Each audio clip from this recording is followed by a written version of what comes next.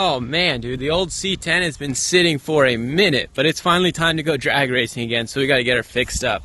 Last thing we did was put 5 gallons of race gas in this puppy, so God, I sure hope, it's been a while, hopefully it starts right up. Let's see here.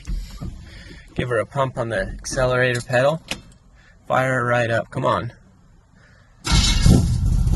Wow. Doesn't get much easier than that. Let's drive her around and we can start working on it a little bit.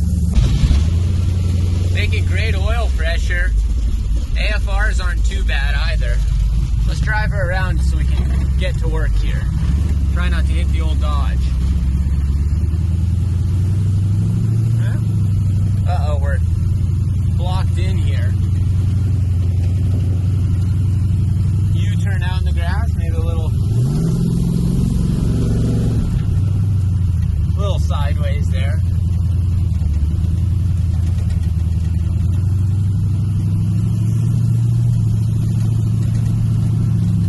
Try not to hit the 55 Chevy. Don't want to hurt her.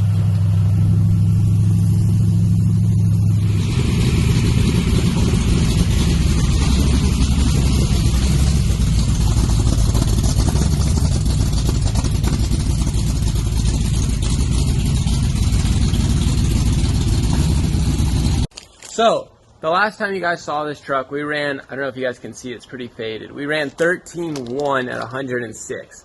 Now, I'm not going to say that's fast, but for an old truck that's still on, you know, old stock suspension and everything, pretty much just has a motor, that's moving along pretty good. So, I was pretty happy with that. But, we have a grudge match against a modern BMW.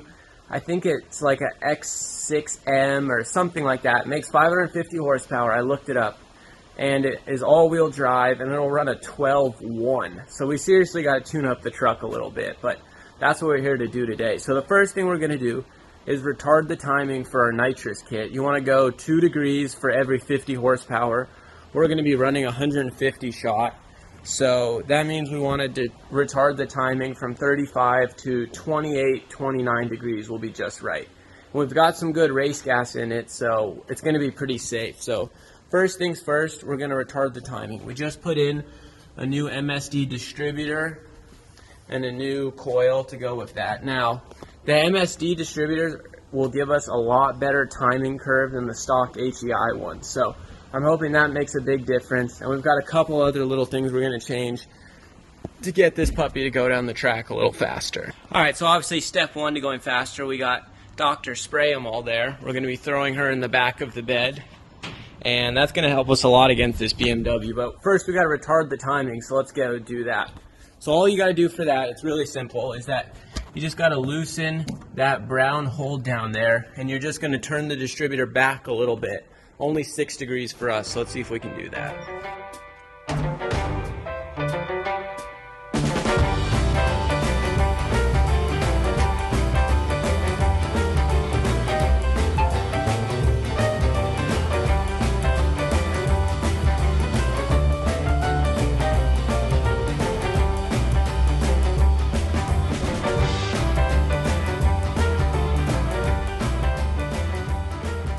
Now you can see we got the distributor kind of loose. You guys can see our big dog carburetor that I really was kind of an overkill for this motor. But anyways, got the nitrous kit in the carburetor. So we're just going to turn the distributor a little bit here while she's running and check our timing with the light. Should be no problem. So let's go ahead and fire her up and check all that stuff. I don't know if you guys are going to stay here because the truck kind of shakes a lot, but we'll give it a try.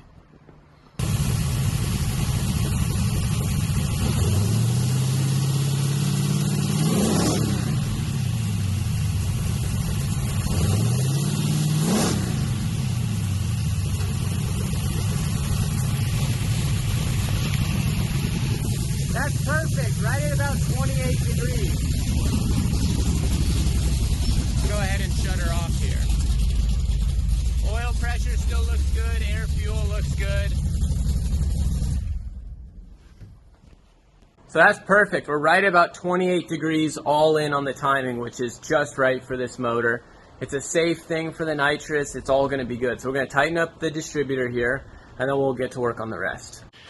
Now the hard part here is that when you're tightening it up, you don't want to bump anything with the wrench and change the timing again, so we'll do our best. So the distributor is all tight now. Let's go ahead and throw in the go juice here. We just kind of mount it in the bed there. It's really easy, just a couple of clamps, and then you hook up that line. So we're gonna go ahead and throw that in. Now, because the bottle's not actually, we're not racing yet, we're just gonna leave it loose. I hooked up the line because we gotta test it, but we're not gonna mount it down because we're not going racing for a couple days and I don't wanna leave the bottle in there. So, last thing we gotta do is I took the button off the steering wheel here. This is the speed button right there. You hit this puppy and she takes off. So we gotta remount it to the steering wheel. Super easy. 2 connections and that's it, so that'll be no problem. And here's my kind of hanky-janky homemade bracket that I made, but it's good enough for now, and it was in our budget. Alright, so we got our button hooked up here, so we're going to go ahead and do a little test. You can kind of see in the carburetor there. Oh yeah, we got some nitrous, so that's going to be pretty good. Let's fire her up here and make sure that it works. Alright, let's try this again here.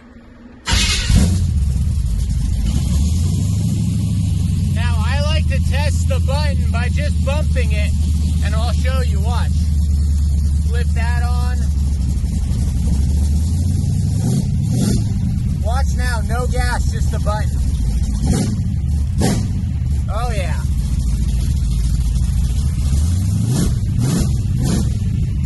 She's making some horsepower. One more.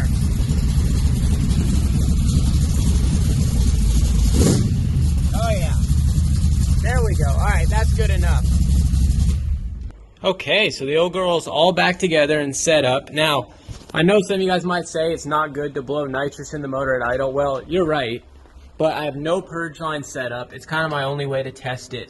And it's just a little tiny shot to make it kind of perform, to, you know, test the nitrous because I have no purge line. So that's going to wrap it all up. We've got our button mounted. Everything seems all good with the truck. We're going to take the bottle out just for storage because I do not want to leave it outside or leave it in the sun or anything like that. Now, in terms of getting this thing down the drag strip, we've kind of been not struggling, but not doing too good. So for suspension, we have just kind of regular shocks, and we have factory heavy-duty springs for this thing. And then up front, it's just all bone stock suspension. And for tires, let me show you what we got. It's kind of dark in here, but for tires, we have these Mickey Thompson 275 60-15 ET Pro radials. Now, I think the tire is plenty good for get the truck to hook up. I think our suspension needs some work. And if you guys know much about these, leave a comment down below of what you think it needs. So front is just bone stock, A-arms and everything, coil springs. And in the back, we have factory heavy-duty coil springs, but everything else is just bone stock. So if you guys have any ideas of what I could do to maybe help this thing out a little bit, feel free to leave a comment down below. I'd really appreciate it. And I hope you guys enjoyed the video, and don't forget to like and subscribe, and we'll see you on the next one. Alright, I know you guys thought the video would be over, but one little bit here. So speaking of projects, I've been wanting to build a drag and drive car forever. Not that I have any money, but that never has stopped us before. So let me know what you guys think. I know this might look like a junky Model A, but if you guys can see, it's got actually a custom built chassis underneath it. It's actually really nice. It's a Breezio chassis, if any of you guys know who that is. And it's already got coilovers. It's got a big old quick change rear end. Now, it wouldn't take a ton of power to get a little Model A like this into the 9s. So that would be kind of the goal, would be to build a 9-second Model A. I think that would be pretty awesome to take this thing to drag week and just kind of build an old hot rod out of it.